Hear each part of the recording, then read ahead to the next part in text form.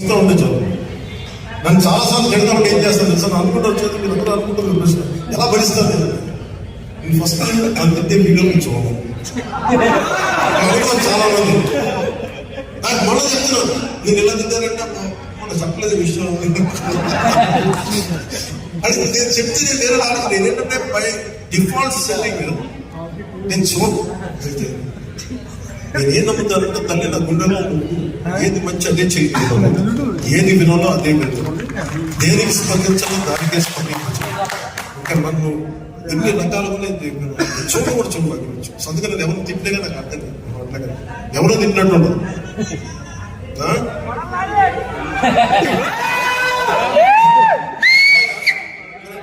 ఈరోజు మనకున్నది 5 సంవత్సరాలు, దాంట్లో దాదాపు ఒక నెల అయిపోయింది. ప్రతిరోజు ప్రతి గంట చదువుకోలేదు. నాకు ఇలా ప్రతిసారి కలయటం కంటే కూడా నాకు పని చేస్తే మీ జీవితంలో మార్పు తీసుకురావడం. జనసైనికులందరికీ చెప్తున్నాను, ముఖ్యంగా యువతకు చెప్తున్నాను, అమ్మా మిమ్మల్ని ఎక్కడ మర్చిపోతాం తల్లి. తల్లి లేకుండా నా పదవి ప్రయోగం ఉంటుందా? జనసేన బిడ్డలు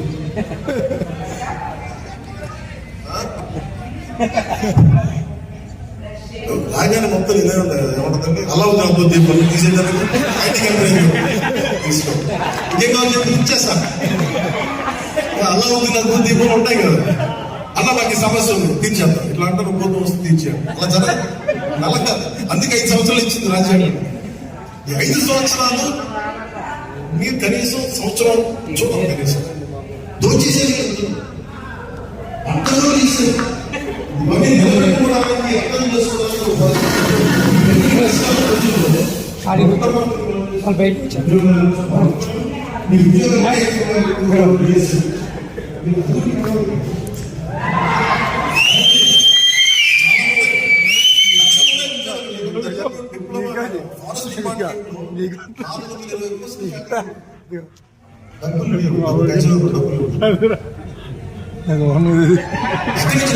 ఎలసంలో పట్టుకెళ్ళిపోయిన అమ్మేసుకున్నాడు.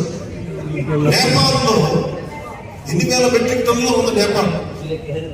నేపాల్ ప్రభుత్వం తిరుపతి నుంచి ఎర్రచంద్రం నేపాల్ ప్రభుత్వం పడుతుంది. కానీ మన చక్కగా తెలుస్తుంది, మన ఆంధ్రలో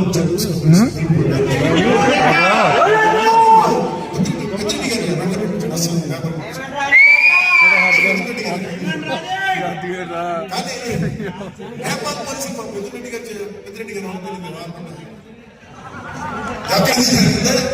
రెండు తిరుపతికి వచ్చింది. లాంగ్వేజ్ ప్రాబ్లం మన ఎర్రచంద్రం ఒకటే లాంగ్వేజ్ కదా. ఎర్రచంద్రం కాయ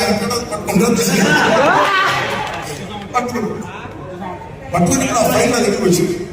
దాన్ని ఏమంటారు ఎర్రచంద్రాన్ని ఇక్కడ తీసుకోవాలి ఏం చేయాలంటే దానికి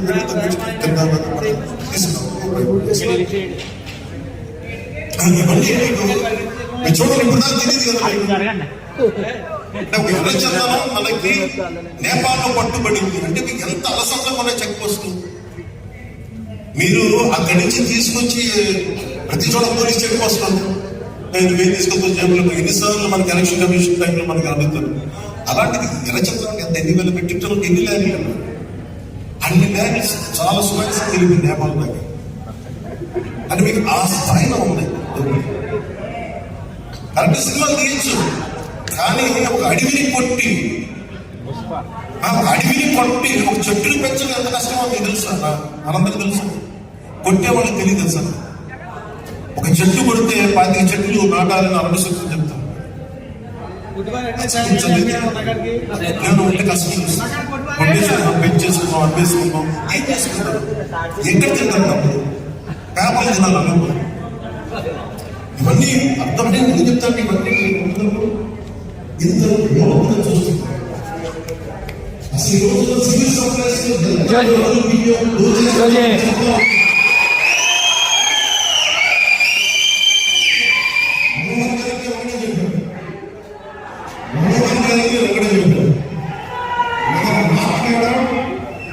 సివిల్ సప్లైస్ మీ చేతిలో పెట్టా అక్రమ రవాణా బియ్యం మీద ఉక్కుపాదం మోపండి. అదప్పుడే మనం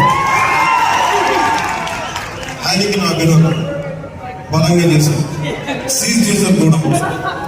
కానీ వెనకున్న సూత్రధారులు పట్టుకోవాలి, ఎవరెవరో తెలియదు లేదు. చెరువులు, మట్టి, ఇసుక, మట్టి, మశాలు, మైనింగ్ అన్ని పట్టుకోవాలి. ఇవన్నీ ఆపాలి. ఇదేంటంటే మేము ఒక్కడం చేసేది కాదు. ఒక తెలుగుదేశము, జనసేన, భారతీయ జనతా పార్టీ నాయకులు, ఎవరో ముఖ్యమంత్రి చంద్రబాబు మీరందరూ కావాలి. ఒక మార్పు రావాలి అంటే మీరందరూ కలిస్తే తప్ప మార్పు. అలాంటి మార్పుకి మన పిఠాపురంలో శ్రీకారం చుట్టాం. ఆ మార్పు ఒక రోజున ప్రపంచం వైపు చూస్తుంది. ప్రపంచ దేశాలు పిఠాపురం వైపు చూస్తాయి. తల్లి శ్రీపాద సేవలో దానికి నేను ఒక సైనికుల్లో తెలియజేసుకుంటూ అందరూ భాగస్వామ్యంగా కావాలని కోరుకుంటూ జనసేన నాయకులకి ప్రతి ఒక్కరికి పేరు పేరున ధన్యవాదాలు తెలుపుకుంటూ